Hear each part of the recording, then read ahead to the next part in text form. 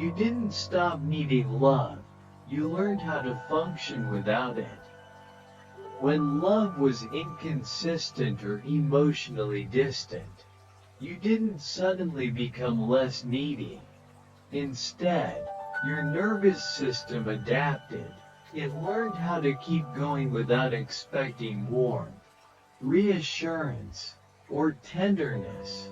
You became functional, capable, and emotionally contained, because relying on love felt uncertain. This adaptation often looks like strength from the outside, but internally, it carries quiet deprivation. Mental health struggles arise not from weakness, but from long-term emotional undernourishment. You learned how to survive without being emotionally held. What you learned was not independence by choice. It was self-reliance by necessity. 2. Emotional warmth feels unfamiliar, not comforting. When emotional warmth was missing early on, tenderness can feel confusing later in life. Gentle care, reassurance, or softness may trigger discomfort rather than safety.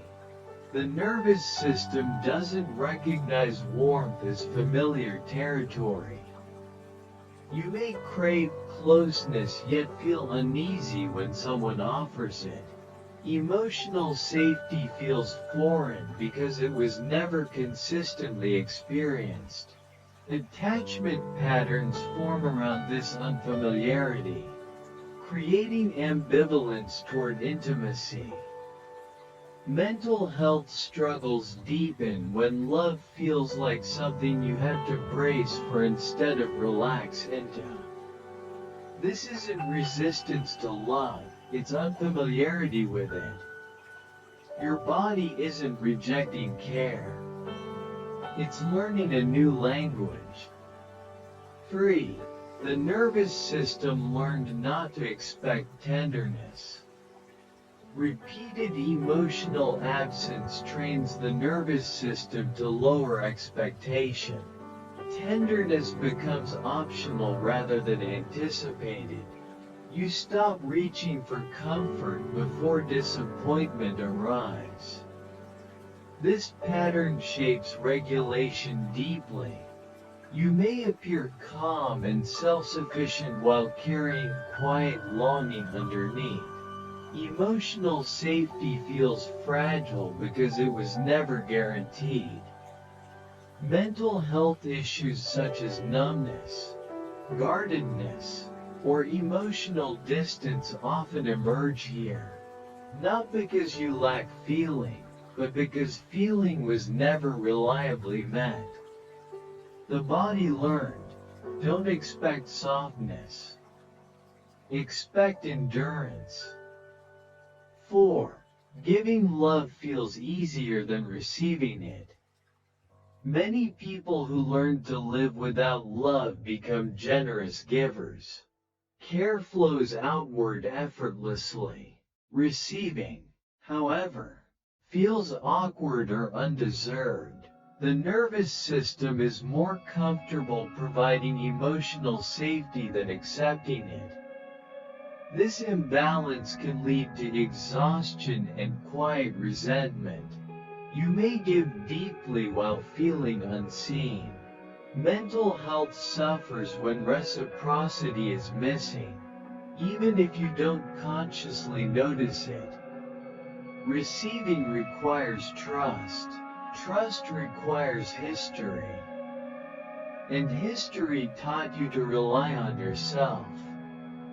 What looks like generosity often hides unmet needs. 5. Self-worth formed around endurance, not nourishment. When love was scarce, worth became tied to resilience. You learned to survive, adapt, and manage alone. Praise may have come through competence rather than care. Over time, Self-worth rooted in endurance becomes fragile. Rest feels undeserved. Needing support feels like failure. Mental health struggles grow when nourishment feels optional but exhaustion is constant. You didn't learn that love sustains. You learned that endurance does. Healing begins when nourishment is allowed back into the definition of worth. 6. Healing begins when the absence of love is finally spoken. Healing often starts not with adding more love, but with telling the truth about the love that was missing. When no one talked about the absence, the nervous system learned to normalize deprivation. You adjusted your expectations quietly, convincing yourself that what you received was enough, even when something inside remained hungry for warmth and emotional safety. Speaking this absence aloud changes how the body holds the past. The nervous system no longer has to protect the silence. Confusion loosens. Self-blame softens. You begin to understand that your patterns around attachment, intimacy, and self-worth were not signs of emotional failure, but intelligent adaptations to an environment where love was inconsistent or unavailable. This recognition creates space for gentler regulation. You stop demanding resilience from parts of you that needed care. You allow yourself to feel the grief of what wasn't given, not to dwell there, but to finally acknowledge it. From this place, receiving love becomes possible, not because you force openness, but because safety is slowly rebuilt. This content is for educational and reflective purposes only. It is based on real-life experiences and personal growth journeys, shared to invite awareness, not conclusions. We encourage kind, respectful discussion and constructive comments. In the next reflection, when love was missing, but no one talked about it, we will explore how unspoken emotional absence shapes identity, silence, and the quiet grief many people carry, and why naming what was never discussed can be a powerful step toward emotional freedom.